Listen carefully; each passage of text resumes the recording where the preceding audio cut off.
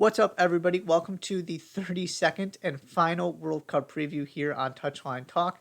Thank you so much for tuning in these past few months as I've gone team by team through this tournament. If you missed any of the previews, you can go back and find them on this YouTube channel. There's a playlist that has all of the World Cup previews in it to make that even easier for you. And I want to say one more time before the tournament starts, be sure to hit that subscribe button so you don't miss any of the content I will be putting out during the actual tournament.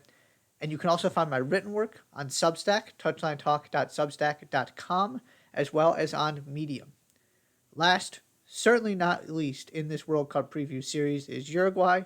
This is Uruguay's 14th World Cup appearance, fourth appearance in a row. Uruguay was the first team to ever win a World Cup. They are two-time champions on the men's side, one in 1930, one in 1950. So, a storied history, one of the great South American soccer nations, footballing nations, whichever words you want to use, and they are back in 2022. To get to Qatar, Uruguay picked up 28 points in 18 CONMEBOL qualifiers, that South American qualifying region. 8 wins, 4 draws, 6 losses in their games. That was good enough to finish third and secure one of those automatic spots from CONMEBOL. Players to know. There are plenty to choose from. This was one of the more difficult teams for me to narrow it down to 3 because there are so many different directions you can take this. But the 3 I landed on, we're starting with Diego Godin. Diego Godin has the most caps in the history of the Uruguay men's national team. He's played in 14 World Cup games. He played every single minute of the last World Cup in Russia in 2018. And he played 287 more minutes than any other Uruguayan player during qualifying. This is Diego Godin, who is in his late 30s at this point and is still carrying this team and playing the most minutes during qualifying. So I wanted to point that part out of this too. This is not just a recognition of what Diego Godin has meant to this team. It is an acknowledgement of what Diego Godin continues to mean to this team heading into Qatar. You might know him from a club standpoint for his time with Atletico Madrid. He's played on the biggest stages. He's played in these World Cups. He is one of those players you associate with this era of Uruguay, with some of the success they've had in major tournaments. He's been at the center of a lot of that from that center back position. So, Diego Godin, first name to know. Second, you can't talk Uruguay World Cup without talking about Luis Suarez. Luis Suarez has a real argument as the most interesting, complex, controversial, however you may feel, figure of this entire era. He had a 31-goal season in the Premier League for Liverpool. He had a La Liga season for Barcelona in which he scored 40 goals and picked up 17 assists, 57 goal involvements. He is Uruguay's all-time leading scorer.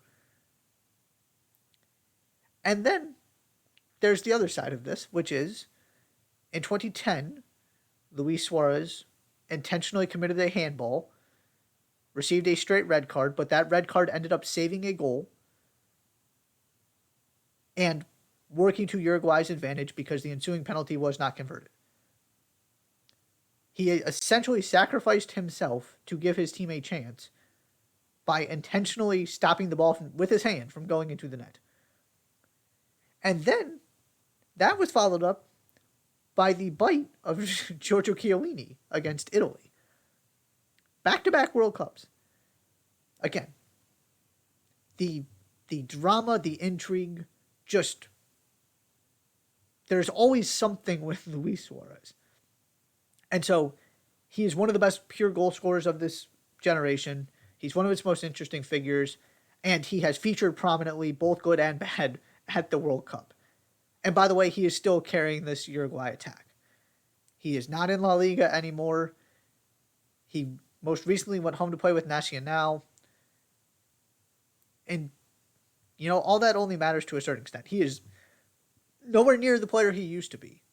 But he is still putting in goals for this Uruguay team. He is still, he proved those past couple seasons at Atletico Madrid he can still perform at a decent level against the best opposition in the world. So if he's on this team, I felt obligated to talk about him because he is, like Godin, one of those central figures of this era of Uruguay. And, I mean, again, Uruguay World Cup, Luis Suarez. It just, for both bad and good reasons, he is at the center of everything when it comes to Uruguay. The third player is Fede Valverde. Federico Valverde, in 14 La Liga games for Real Madrid this season, has 6 goals. That is more than he had in his previous 104 La Liga games.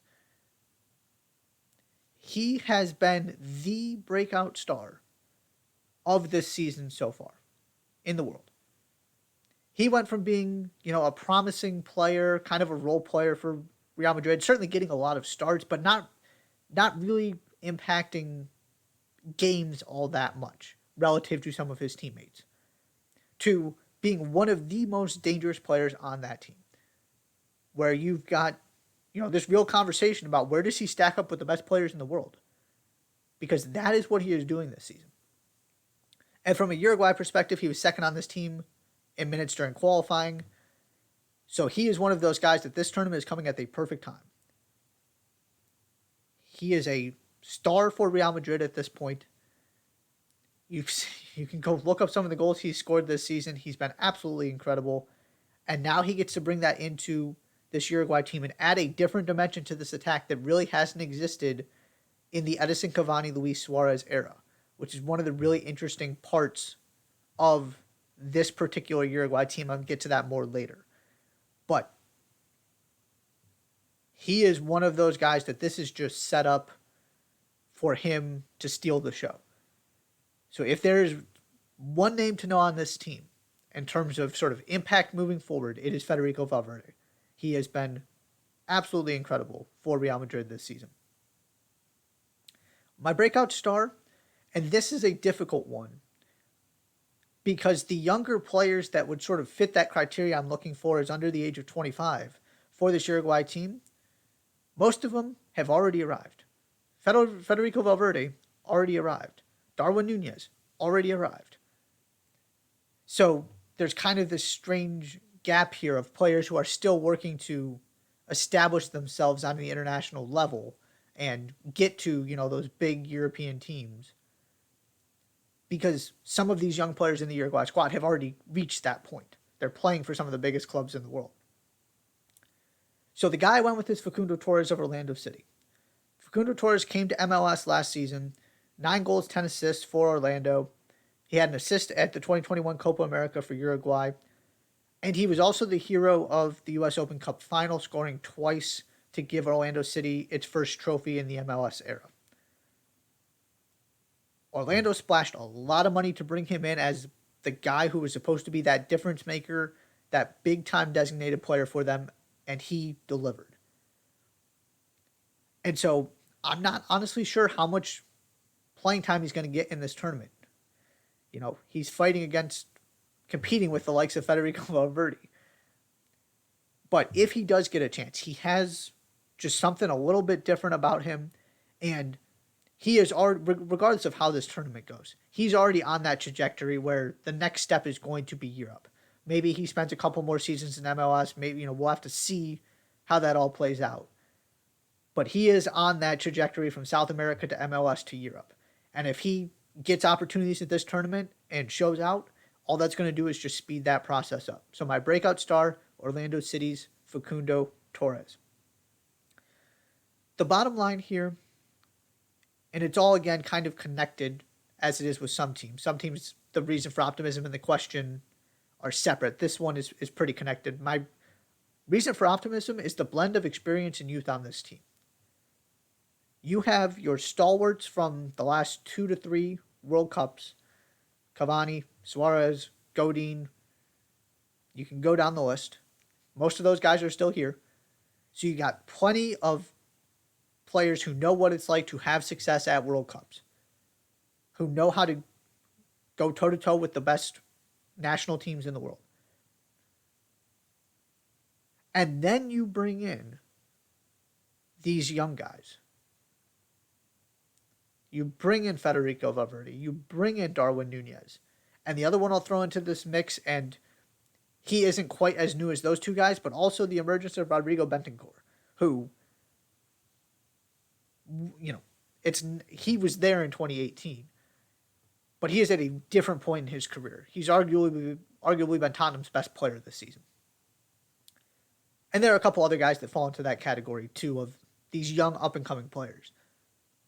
But like I said, they're not trying to sort of get to the highest level. They are already at the highest level. When you're talking about, Darwin Nunez playing all kinds of minutes for Liverpool, supposed to be Liverpool's number 9 moving forward, the replacement for Sadio Mane. And you're bringing him into a team that still has Luis Suarez and Edinson Cavani in it. This Uruguay team, without those new additions, the new impact additions, I would have real questions about how much of a danger they can pose, bringing back essentially the team from 2018 when most of those guys are not playing at the highest level anymore. Because they're not in their early to mid 30s, they're in their late 30s. But now it's a different conversation because you got Federico Valverde there. Luis Suarez doesn't have to be the best attacking player on this team. That's Federico Valverde at this point. Luis Suarez might not even have to be the best number 9 on this team because Darwin Nunez should be able to be that guy.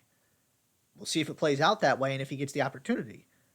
But that combination, I really like the way that this lined up for Uruguay.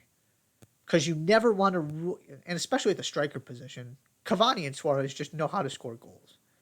So you never want to rule out their ability to have an impact. But I don't trust them to carry a team at this point. The good news is they don't have to because of these other younger guys who are coming to offer support and kind of take the reins of this Uruguay team moving forward. My big question, along those same lines, how much do Suarez and Cavani have left in the tank?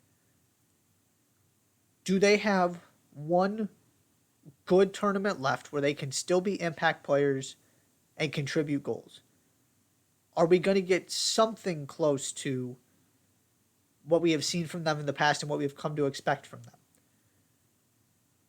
Can they be factors? Again, they don't have to be the best players on the field. They don't have to carry this team.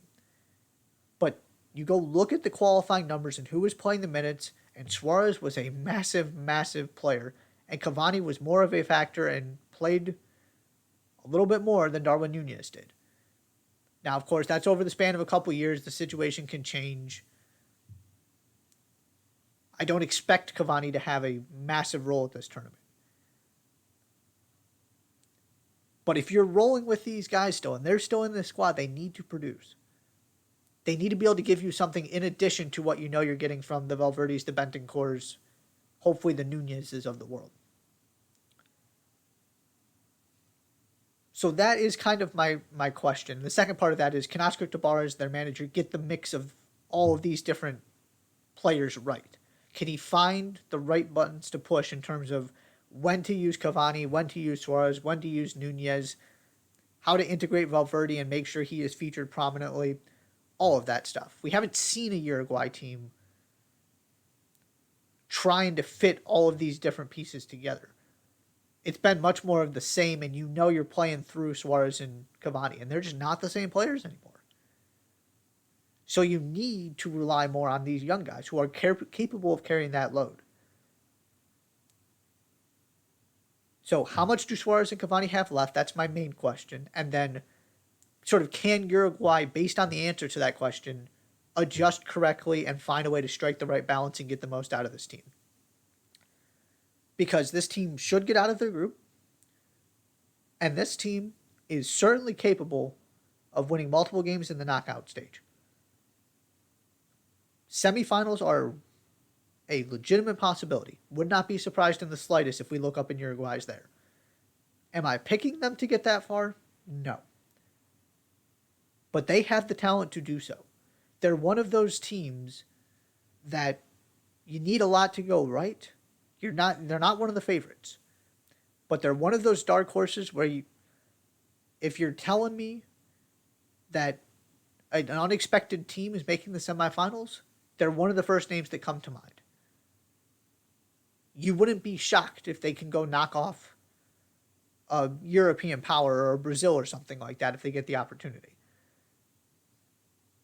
This team has, and they've shown it, World Cup after World Cup with this core group of players. Do they have that one last run in them with all of this new energy and this new incredible talent that's coming in? They are one of the more interesting teams to me in this tournament because, maybe they just don't have enough. Maybe the veterans don't have enough left in the tank. And they end up being disappointing, or they get to the round of 16 and they don't have the ability to hang with the best teams in this tournament. But there is also a world where you get just enough from those guys, and Diego Godin just does his thing, and Suarez and Cavani find a way to score some big goals, even if they're not playing 90 minutes a game, and sort of hand off the reins to Nunez and Valverde, and it works perfectly. And they're right there in the quarterfinals competing for a spot in the semis and absolutely look like they deserve to be there. So I am very intrigued by this team. We're going to have to see what they do in Qatar. That is all for Uruguay. That is all for the World Cup previews. Thank you so much for tuning in. I'll see you next time.